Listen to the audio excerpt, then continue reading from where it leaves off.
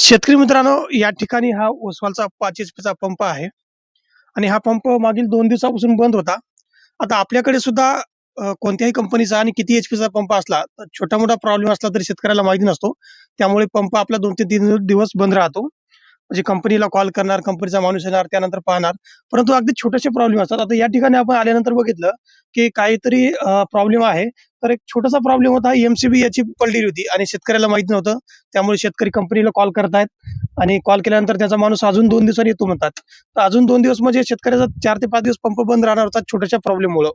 तुमच्याकडे सुद्धा आपण जेव्हा पंप बंद पडलेला आहे, त्यानंतर याच्यामध्ये ड्राय रन असो, शॉर्ट सर्किट ट्रिप असो, असे काही एरर असतात. ते एरर जर आले असतील, तर सर्वात अगोदर आपल्याला आपल्या कंट्रोलमध्ये येणारे जे एम-सी-4 कनेक्टर असतात सोलारकडून आलेले, ते कनेक्टर काढून ठेवायचे आणि याच्यातली लाईट पूर्ण जाऊ द्यायची. 30 ते सेकंद एक लागू शकतात त्याला लाईट जाण्यासाठी. नंतर परत लावल्यानंतर जवळपास 60% ते 70% लोकांचे प्रॉब्लेम जे ड्राय रन असोत किंवा शॉर्ट सर्किट ट्रिप असोत, हे प्रॉब्लेम सॉल्व्ह होतात. आता या ठिकाणी फक्त आपण काय केलं आहे, हे फक्त एम-सी-बी वर्क केलेले आहे. तर या शेतकऱ्याचा हा प्रॉब्लेम सॉल्व्ह झालेला आहे. तुम्हाला सुद्धा असे छोटे-मोठे प्रॉब्लेम आले असतील, तर हा तुम्ही प्रयत्न नक्की करून बघा. फक्त एम-सी-4 कनेक्टर काढून परत ते लावायचे आणि तुमचा पंप नक्कीच चालू होईल. जर नाही चालू झाला, तर मग मात्र तुम्हाला कंपनीला बोलल्याशिवाय पर्याय नाही. अशाच माहितीसाठी मला तुम्ही Instagram बघत असाल फॉलो करा आणि आमचं महायोजना दूत YouTube चॅनल आहे. त्या चॅनलवरती सोलार विषयीचे भरपूर व्हिडिओ, नवीन कंपन्या ॲड झाल्याचे व्हिडिओ आम्ही त्या चॅनलवर अपलोड करत असतो. त्यामुळे आमच्या महायोजना दूत या YouTube चॅनल तुम्ही सबस्क्राईब करा. धन्यवाद.